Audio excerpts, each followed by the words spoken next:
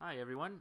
In this video, we'll be taking a look at a day in the life scenario of a scheduler. I'm going to walk you, the scheduler, through the daily tasks of PlanetTogether. Lucky for you, we have a menu task, a menu item, that lists all of the steps you usually perform in a day, and it lists them from right to left in the order that you'd use them. So we'll go through each one, and I'll show you how to use each one.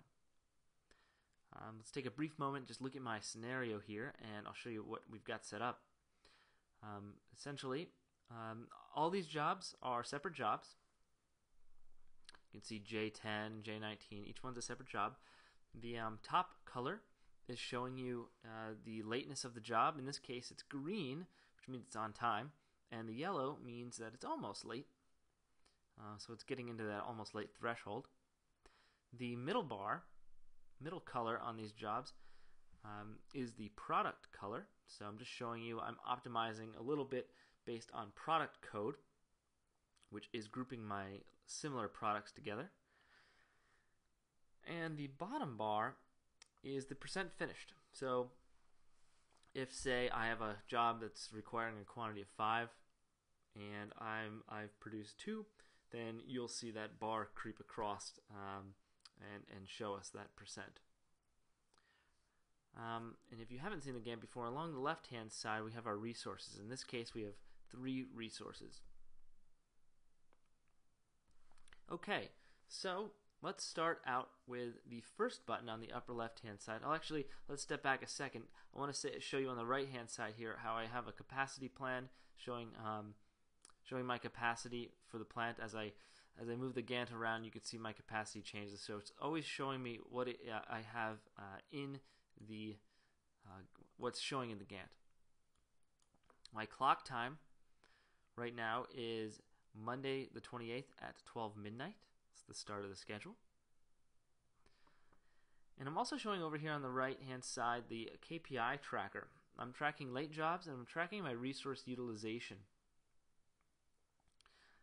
So I'm hoping that by tracking late jobs that you'll be able to see immediately if a job becomes late. So now let's get started. So typically you are going to refresh the planning data the first thing you're going to do in the morning.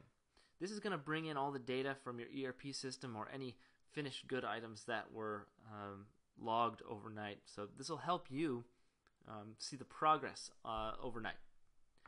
So I'm going to go ahead and do that. I'm going to refresh the planning data. I've got PlanetTogether here linked up to an Excel spreadsheet for now, so I can modify the data easily. So let's go ahead and click that button. It's going to be pretty quick.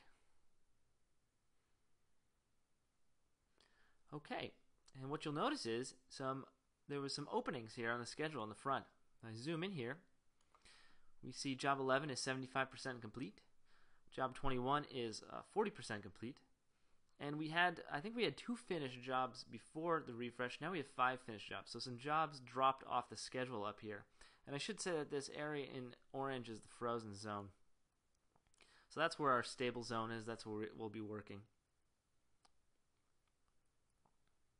So let me zoom out here a couple days. We'll zoom out through Thursday. And so now I've opened up gaps in the schedule. And what I want to do is advance the clock. I want to move the schedule forward 1 day, which should compress the front of that schedule and close any gaps. Because the last thing I want to do is optimize the schedule and let jobs fill in gaps in the front. Now, the way the optimization options are set now is nothing will happen in the frozen span. No new jobs will go into the frozen span. But I do have some openings right here. And I want to make sure that no jobs get pushed in here unless I really need them to. So let's look at the advance the clock options. And here's a little options window. And so what you can do with this, you can set a particular time and date to advance the clock to, or you can just advance the clock to now. Advancing the clock to now will advance the clock to the time it is now. So according to PlanetTogether, the time right now is March 7th, 8:22 p.m. Now my schedule is a little bit advanced here. I moved it up to March 28th, so we're kind of in the future. But you can imagine if I advance the clock to now, it would advance it to 8:22 p.m. What I'm going to do is, since I'm on the 28th, I'm just going to advance it one day. So I'm going to add a day here. We're going to go to the 29th at 12 a.m. and advance the clock. And you'll see it happens very quickly, but the whole schedule basically shifted to the left and compressed those items up front. So now I have a nice packed schedule, and as I move to the right across the toolbar, now I can optimize those new jobs onto the schedule and be certain that I'm not going to push anything else out. So we'll take a quick look at the optimize options. You should always verify your optimize options before you start. On the scope tab, we're optimizing all plants. In this case, there's only one plant. I'm going to optimize at the end of the frozen span. This was that option we were talking about before, where I don't want to move things in the frozen span. So I'm going to select end of frozen span, only optimizing items or new jobs outside of that frozen span. You do have the option, however, to optimize the entire schedule or optimize starting from a particular date and time. This gives you a lot of flexibility. We'll get into rules a little later, but this is where you can set the scheduling rules and release rules for your schedule. And there's a MRP setting rather. I'm not running MRP, so we don't have to worry about that now. So I'll save and close this dialog, and then I'll hit the Optimize button. And you'll see now that new jobs have popped onto the schedule. The new jobs here are denoted by this purple color, or pink purple color. And to get that, I've had on my labels here, I have highlight unreviewed jobs. Basically, any new job that gets pushed into the schedule will be highlighted this color until I simply click on it, alerting the system that it's okay that it's scheduling there.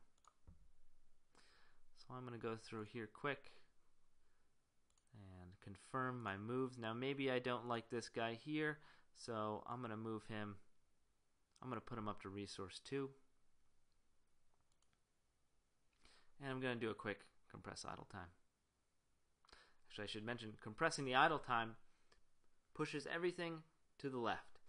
All your operations are going to push to the left as much as possible to close any gaps. This is also controlled by a set of options. Let's take a look at those quickly. So similar to optimize, we're compressing all plants. There's only one plant, so we're optimizing just the one. And in this case, I'm optimizing from the beginning of this. I'm compressing from the beginning of the schedule, meaning I'm compressing this entire length here. I also have the option of compressing at the end of the frozen span, which means I can only compress items from the end of the frozen span into the beginning of the schedule. And there's some other options as well. I'm going to leave it on beginning of schedule, save and close this, and compress idle time. I should see this gap disappear as these blocks move forward. And I do. And you can see the entire time your resource utilization percentage and number of late jobs is changing. Now in this case, our late jobs didn't change. We didn't make any late jobs. At least recently we did not. And I'm also keeping track of my scheduled usage hours on my resources. Now the last button on the top is the publish scenario. So this is useful for you if you want to write back data to your ERP system or any other system. You can, there's many options, controls what type of data you publish back, what's the scope of the data you're publishing back. Do you want to run any stored procedures or programs after you publish the data? I don't currently have our scenario hooked up to anything to publish to, but you can always, regardless whether you have it hooked up to a database or not, you can always browse the data you're publishing. This will give you a sense of the type of data that PlanetTogether publishes.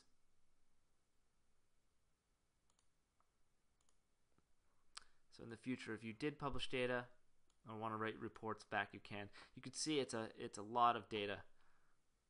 Every object in the system is published, even your KPIs. So I can click into my KPIs and see all the changes. There's an option, a publish option to track history. So I can keep the histories of my publish and the values. So I could track my KPIs over time, or any other value for that matter.